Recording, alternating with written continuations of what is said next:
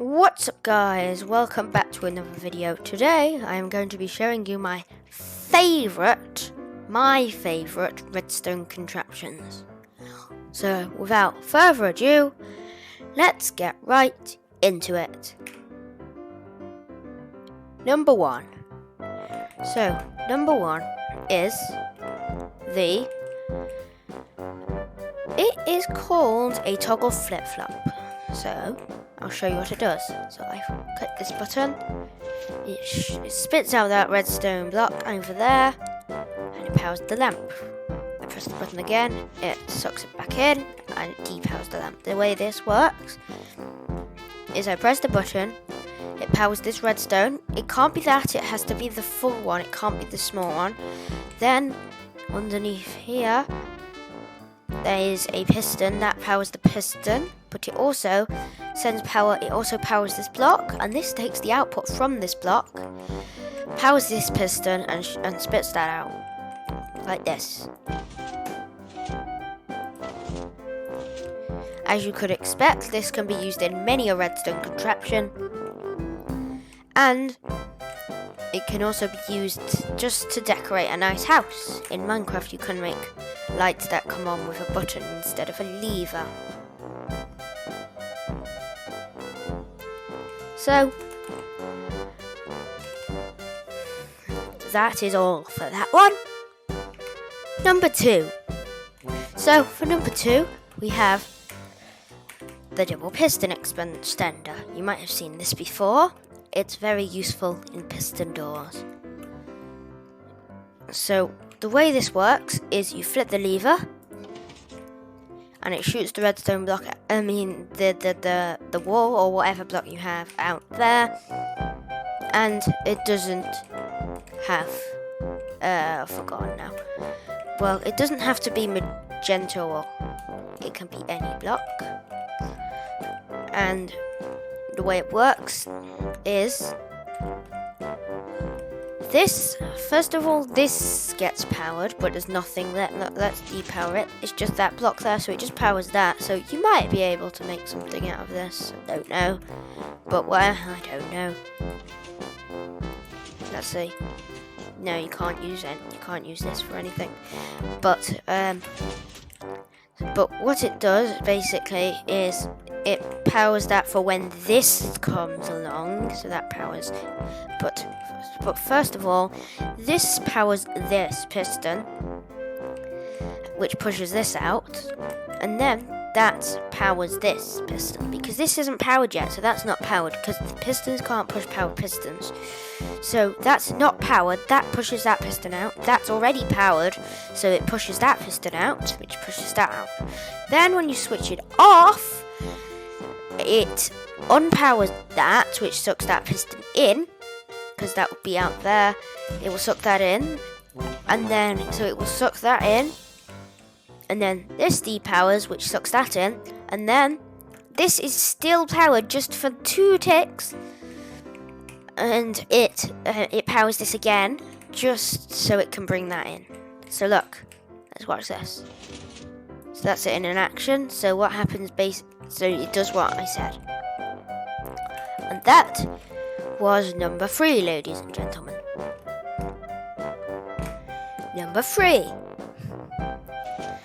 For number 3, I have this hopper clock. Now, hopper clocks are extraordinarily useful because it's a small and compact-ish way to make a change, like you can change the amount of time that this clock is like that. So I could just put 1 in there, like that. That's a 1, and then you can put as many blocks as you like. They can be any block you like inside of there, and that will make you a clock. And it works by these comparators. Well, I don't really know exactly how it works, but these comparators take output from these hoppers, and when the hopper gets empty, it switches off, and then it depowers that, and this one, well, it just and it's same with this one, and this redstone block here locks the hoppers so they don't like go so they don't just look. If I move this, look, it will just stay as 8, which won't be very good at all, and we don't want that.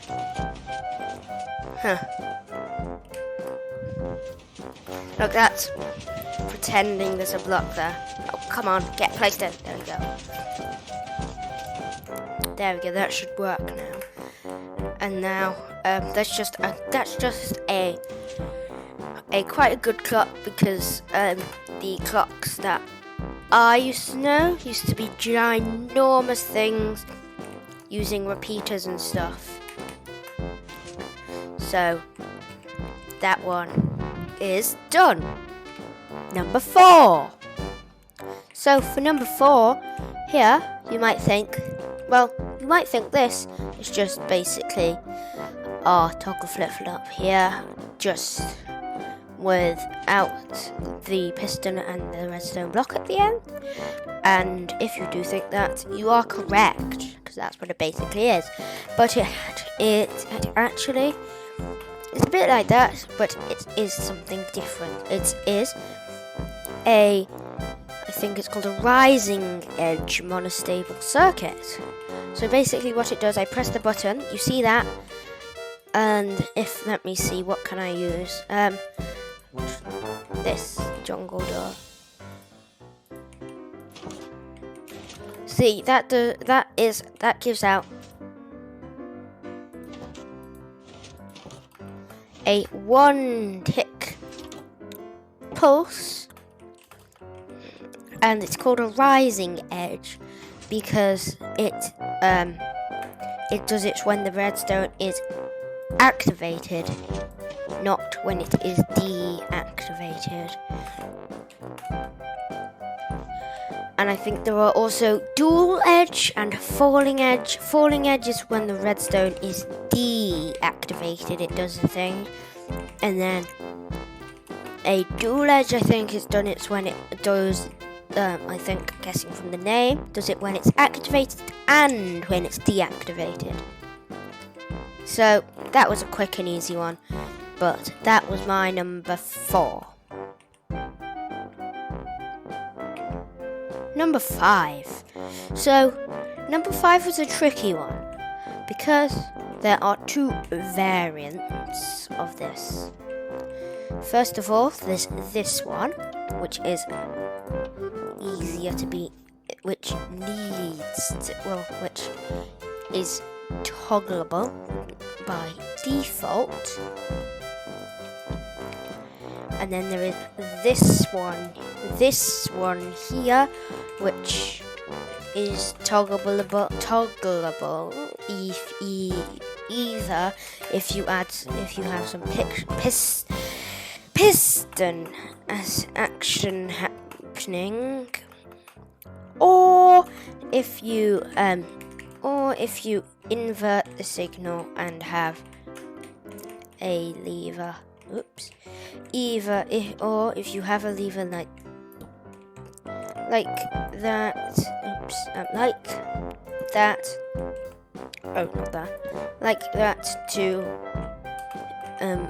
do that, and then over here you invert the signal like this, because sorry about that. To do that, we need to do this and have that and that there. And see, that is off.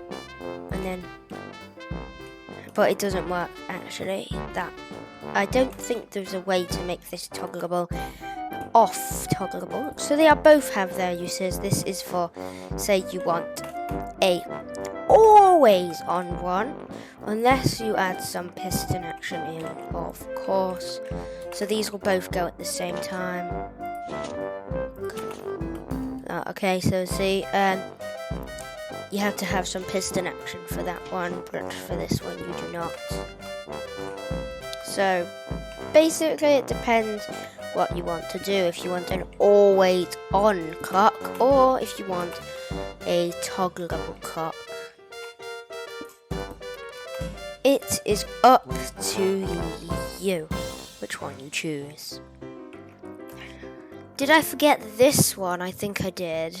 I think it left the end behind as well. Oh gosh, it's glitching out. Okay. I think I forgot this one.